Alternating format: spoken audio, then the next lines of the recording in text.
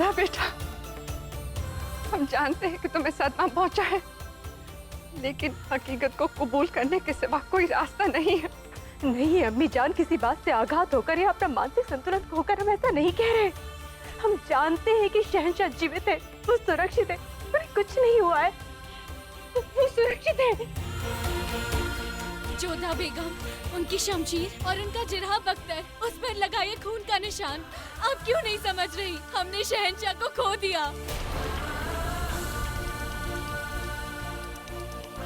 आप ही देखिए रुकिया बेगम, उन लोगों ने शहंशाह का कवच भिजवाया और तलवार भिजवाई है। इससे ये तो सिद्ध होता है कि शहंशाह उनके पास है, परंतु स्वयं शहंशाह कहाँ है?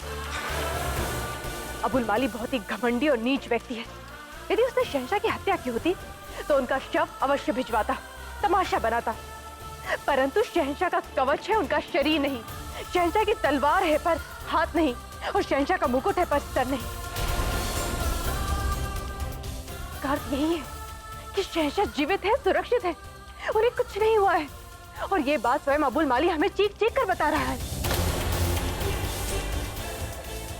एक सिपाही की किस्मत में दो ही बातें होती हैं जोधा बेगम, या तो शहीद हो जाना या फिर फतेहाब बनकर लौटना। अगर हम शहीद हो भी जाते हैं तो हमारी जुबान पर अल्लाह का नाम होगा और दिल में होगा एक ख्याल कि हमें फख्र है कि हमने ये जंग अपनी आवाम के लिए लड़ी। अगर हम शहीद हो भी जाते हैं जोधा बेगम तो हमारी नजरें ऊपर होंगी और हमारे घुटने जमीन पर टिके नहीं होंगे। हमें स्मरण है, युद्ध करने से पहले शहंशाह ने हमसे कहा था कि यदि युद्ध के दौरान उनकी मृत्यु होती है तो वो एक शहंशाह की भांति मरेंगे, घुटने नहीं टेकेंगे,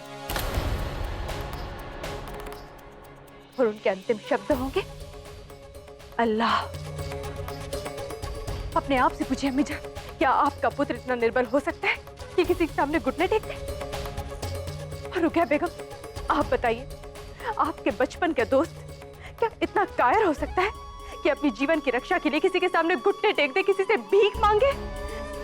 नहीं ना।